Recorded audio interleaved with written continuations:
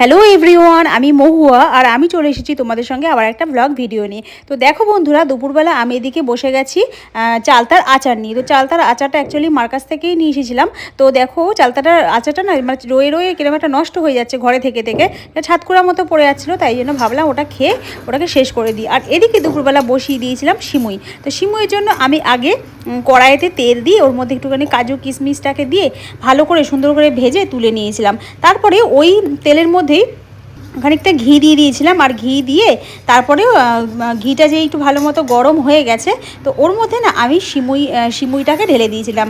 আর সিমুইগুলো না কীরকম যেন মোটা মোটা, দেখো পুরো একদম চাউমিনের মতন। তো এর আগে না আমি সেই লাচ্ছা টাইপের সিমুইগুলো হয় না, মানে এরকমই সিমুই লম্বা টাইপের, যে সরু সরু একদম সুতোর মতন যে হয় না, তো ওই সিমুইগুলো দিয়ে করলে এগুলো মানে তাড়াতাড়ি গলে যায়, একদম যেন কীরকম একটা হয়ে যায়। যেহেতু আর এই যেহেতু একটু একটু মোটা সিমুই, তো এইগুলোতে না জর্দা সিমুইটা বেশ ভালো হয়, মানে পুরো একদম নুডলসের মতন ছাড় ছাড় হয় বেশ। তো তার জন্য দেখো আমি এদিকে এইভাবে ভেজে নিয়ে এবার এই ভাজা হয়ে গেছে, একটু হালকা লাল মতো হয়ে গেছে।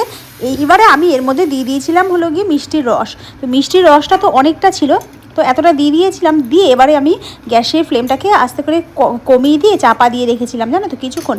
তো এবার দেখছিলাম আর এর মধ্যে তার সাথে সাথে আমি এর মধ্যে কাজু কিশমিশটাও ঢেলে দিয়েছিলাম, কাজু কিশমিশটা একটু ভালোভাবে সিদ্ধ হবে মিষ্টির রসের মধ্যে। তো প্রথমে না আমি একটু জলটা দিইনি, আমি ভাবলাম যে এতটা পরিমাণে মিষ্টির রস আছে, তো জল মনে হয় অতটা লাগবে না, এটার মধ্যেই হয়ে যাবে, হয়তো সেদ্ধটা হয়ে যাবে। তারপরে দেখি যতই আমি জাল দিচ্ছি, যতই আমি নাড়াচ্ছি, তত দেখি জিনিসটা পুরো আঠা আঠা মতো হয়ে যাচ্ছিলো, জানো তো। সেই যেমন নাড়ু হয় না, নাড়ুর মতো চিটা চিটা মতো ধরে গেছিলো। তারপরে লাস্টে আমি গাদাখানেক জল দিয়েছি এর মধ্যে, মানে যতটা দরকার। দেখি তো এবার জলটা দিয়ে সেদ্ধ হয় কি না।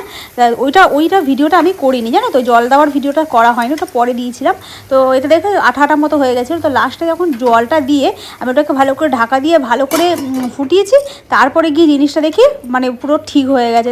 আর নয়তো একদম পুরো আঠা আঠা মতো হয়ে গেছে, ঠিক আছে, পুরো যেমন নাড়ু করে না, সেই তিলের নাড়ু বা এই নাড়ু ওই রকম টাইপের হয়ে যাচ্ছিলো, ঠিক আছে।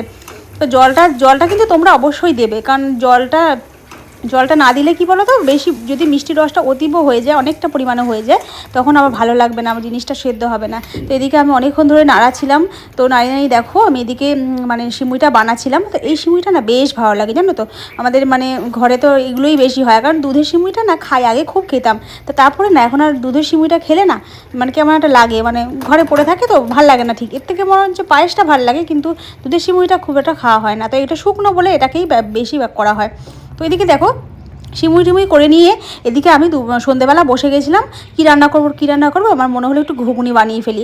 তো তার জন্য আমি এদিকে পেঁয়াজ, তারপরে হলো গিয়ে টমেটো যা যা লাগে, তো সেগুলোকে আমি সুন্দর করে আমি এটাকে বসে বসে আমি এটাকে ছাড়িয়ে নিয়েছিলাম।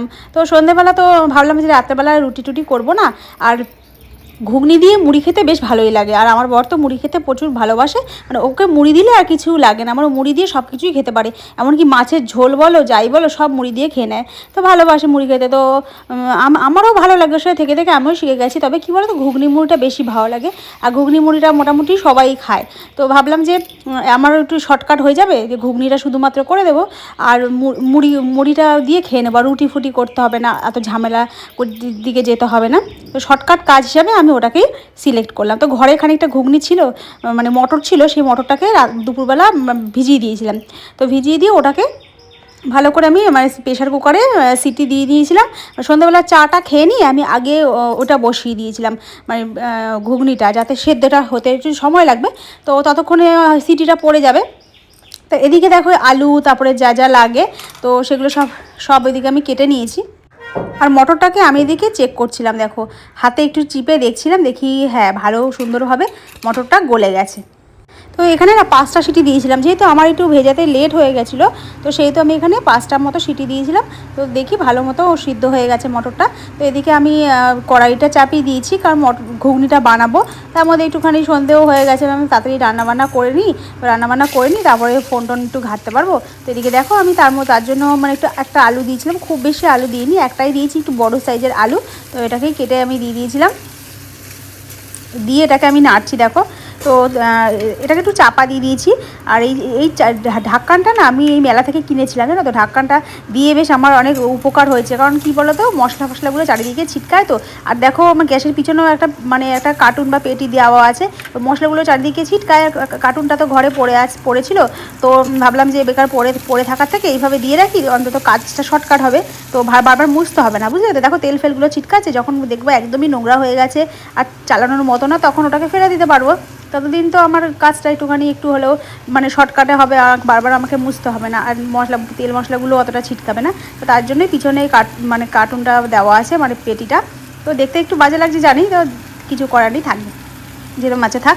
তো এদিকে দেখো আমি সব মশলাগুলো পেঁয়াজটাকে ভেজে নিয়ে ভালো করে সব মশলাগুলোটাকে ভালো করে কষিয়ে নিয়েছিলাম। তো পেঁয়াজটা না আরেকটু ভাজলে ভালো হতো। অ্যাকচুয়ালি কী বলো তো, ভিডিওর চক্করে আমি কী করেছি, তাড়াহুড়ো করে সব দিয়ে দিচ্ছিলাম, ভাবলাম যে ভিডিও বড় হয়ে যাবে হয়ে যাবে। তো তার জন্য দেখো পেঁয়াজটা আর একটু হালকা মনে হচ্ছে, আর একটু কাঁচা কাঁচা টাইপের। তো আরও কষাতে হতো, আরও যদি পেঁয়াজটাকে ভাজা হতো তাহলে আরও সুন্দরভাবে ব্লেন্ড হয়ে যেত। তো যাই হোক, ভিডিওর জন্য এরকমভাবেই আমি করেছি। তো শেষমেশ গিয়ে ওটা গলে গেছিলো, অতটা সমস্যা হয়নি। তো এবার এটা কষা হয়ে গেছে, এবারে আমি ঘুগনিটাকে এর মধ্যে ঢেলে দিলাম। কিন্তু ঘুগনি না বেশ ভালো লাগে বলো। আর মেলার ঘুগনিগুলো দেখবে একটুখানি দেয় না, মন ভরে না, সেই যেন 10 টাকা তো এখন তাও আমার হয় কি না জানি না। তো একদম পাতলা পাতলা জলের মতো জল মিশিয়ে করে, ভাল লাগে না। কিন্তু বাড়িতে করলে কী বলো তো, বেশ এক বাটি করে খাওয়া যায়, ভীষণ ভালো লাগে বলো। আর একটু আমি সবসময় যখনই ঘুগনি বানাই না, ঘুগনিটা সবসময় আমার এক্সট্রা হবেই, নয় ওটা থাকবে, সেটাকে আমি পরের দিন একটুখানি গরম করে বেশ সন্ধ্যেবেলা নিয়ে বসে যাই খেতে, খুব ভালো লাগে বাটি করে বসে খেতে, একটুখানি টক দিয়ে, লেবু কিংবা তেঁতুল দিয়ে। দেখো আমি বলতে গেলেই আমার এখন জিভে জল চলে আসছে, এত ভালো লাগে এটা খেতে, বেশ গরম গরম হেভি লাগে। এদিকে আমি জল ঢেলে দিয়েছি, দিয়ে এবার এই ঢাকনাটাকে আমি চাপা দিয়ে দেবো, তাতে কী হবে, সেদ্ধ হয়ে যাবে অনেক তাড়াতাড়ি। আর খুব ভালো হয়েছে ঢাকনাটা কিনে মেলা থেকে, আমার এত উপকার হয়েছে, তেল মশলাগুলো অতটা ছিটকায় না, রান্নাটাও খুব তাড়াতাড়ি হয়ে যায়, সেদ্ধও হয়ে যায়। এদিকে দেখো রান্না আমার হয়ে গেছে, এদিকে বাসনগুলো বার করে দিয়েছি। তো কতবার যে আমাকে বাসন মাজতে হয় রান্নাঘরে, তোমরা তো জানোই, যারা মহিলারা আছো তারা জানো যে 10 বার শুধু বাসনই মাজতে হয়। একটু খেতে গেলেও বাসন মাজতে হবে, একটা রান্না করতে গেলেও বাসন মাজতে হবে, 24 ঘন্টায় যেন আমাদের বাসন মাজতে হাতের অবস্থা কীরকম হয়ে যায়। তো চলো বন্ধুরা, টাটা, আজকে ভিডিওটা এইটুকু।